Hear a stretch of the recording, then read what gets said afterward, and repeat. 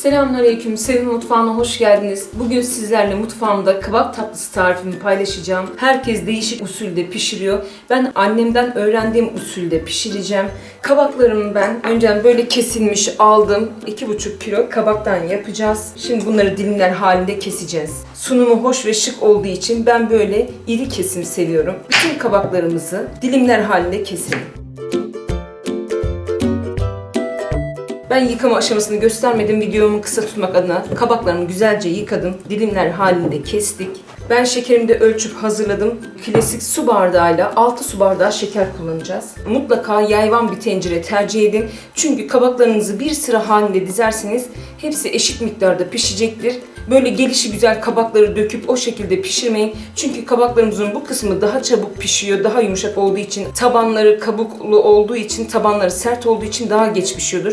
Bu yeşil olan kısımlarını alta gelecek şekilde kabaklarımızı dizelim. Mutlaka geniş ve yayvan bir tencere tercih edelim ki hepsi homojen bir şekilde pişsin. Kesinlikle dar tencere tercih edip üst üste yığmayalım. Püf noktasıdır bu. Tenceremiz bir yayvan olsun ve üst üstteki gelecek şekilde kesinlikle koymayın. Bir sıra halinde olsun ki hepsi homojen bir şekilde pişsin. Klasik su bardağıyla 6 su bardağı şekerimizi üzerine ilave ediyoruz.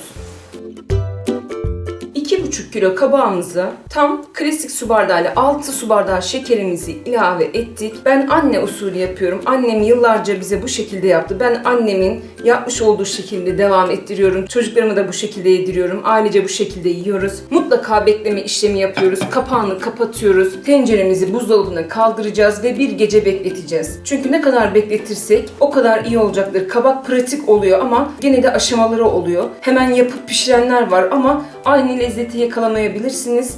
Bir gece buzdolabında tatlımızı bekletelim. Kabağımızı bir gece beklettik. Gördüğünüz gibi sulandı. Şekerler büyük bir ölçüde eridi.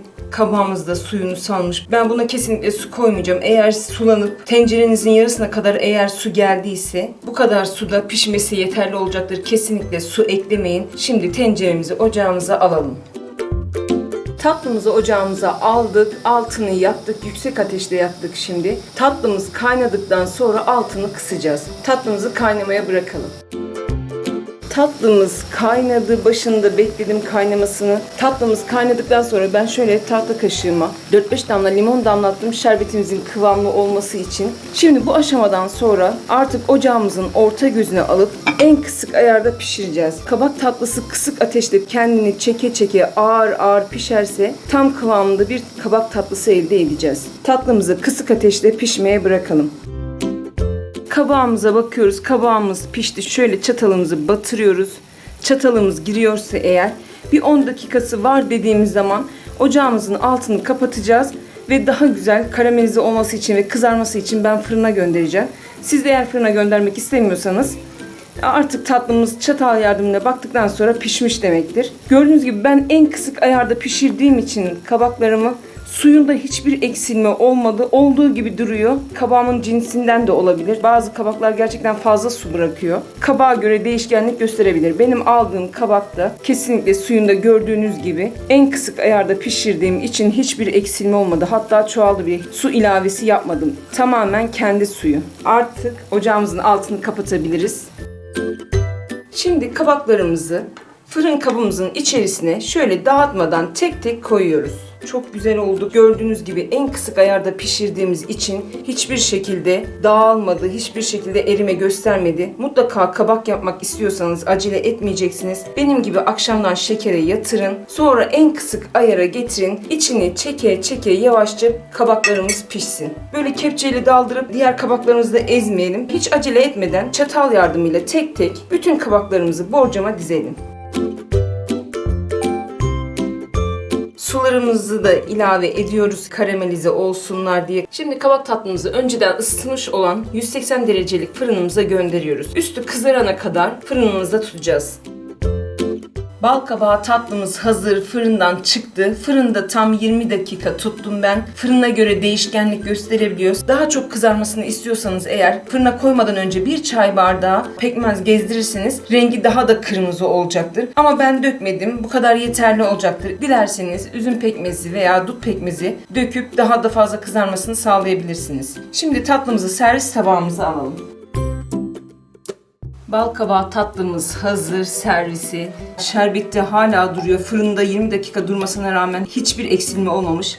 Tam bir bal kıvamında şerbetimiz de oldu. Şöyle üzerine de şerbetinden de gezdirirseniz daha da lezzetli hale getirirsiniz balkabağınızı. Şöyle kıvamını göstermek adına şöyle servis tabağıma 2 dilim tatlımdan koyuyorum.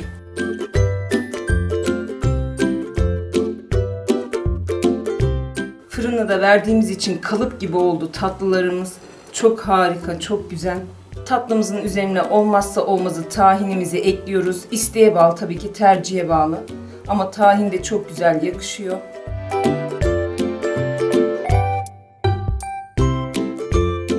Üzerine de bol cevizimizi ilave ettim mi harika bir balkabağı tatlısı elde ettik.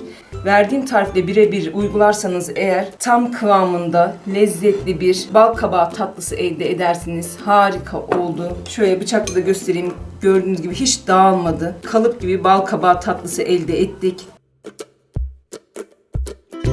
Gördüğünüz gibi çok güzel, dağılmayan lezzetli bir balkabağımız oldu. İnşallah tarifimi beğenmişsinizdir. Yeni tariflerle buluşmak ümidiyle videomu beğenmeyi, kanalıma abone olmayı ve yeni tariflerden haberdar olmak için bildirim zilini açmayı unutmayın. Yapacak olanlara şimdiden afiyet olsun diyorum. Allah'a emanet olun.